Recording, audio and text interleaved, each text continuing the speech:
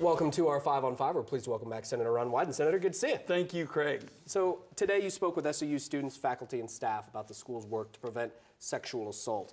Now, tell us what you learned. First of all, I think they're looking at a national model. I mean, this has been a huge, huge problem, and of course, this is a big problem in terms of American politics, too. We have seen just in the last few weeks what happens when powerful men have a twisted sense of entitlement and think they can abuse women.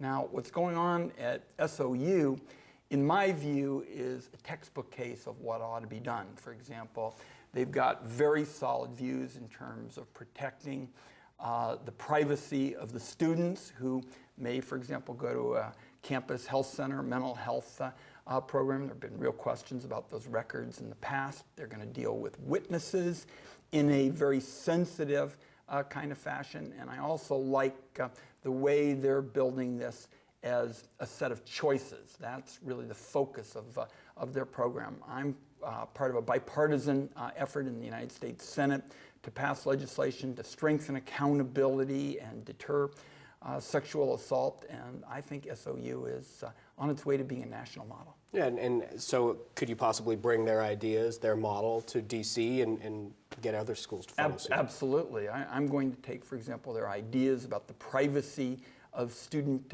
records into this debate. And part of this is counterintuitive. For example, more young people are coming forward on the campus. So you might say, oh my goodness, that means that the problem is getting more serious. What it really means is that students are more comfortable that their information will be handled sensitively and they'll get a fair shake.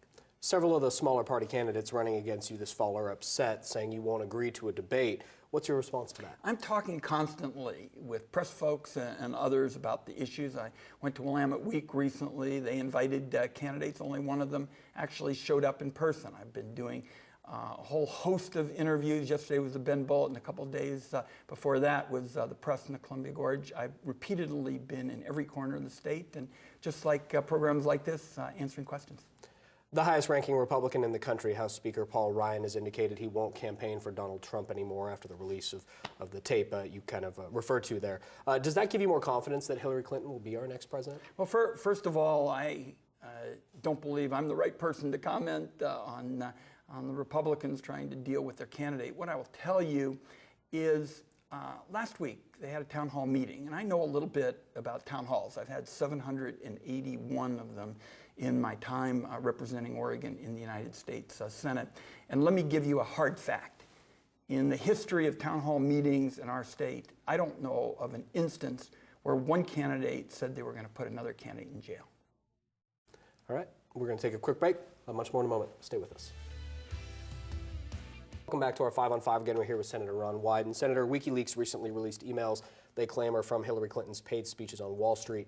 In one excerpt, she indicated it's important to have both a public and a private position on politically contentious issues. What's your response to that? Well, first of all, I think it is very hard to determine the authenticity of these kinds of materials. There'll be back and forth on that. I'm on the Intelligence Committee, and I know a bit about hacking. I've been supportive of efforts to strengthen our deterrence of these hacks. And it's pretty clear to me, and the intelligence leadership has been talking about this, that Mr. Putin has clearly expressed a preference in terms of who wins the American election.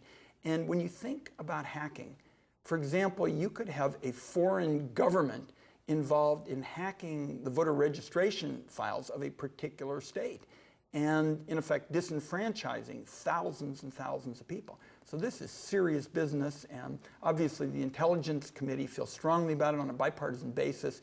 We added a provision in the Intelligence Authorization Bill to stiffen our efforts to deter these kinds of activities by the Russians.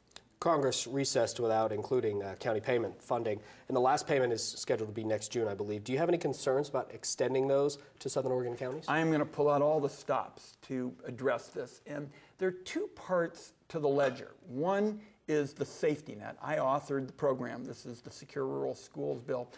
Back in 2000, under the law that I wrote, Oregon has received more than $3 billion for schools and roads and law enforcement, and also we added the payment in lieu of taxes program. So I authored it.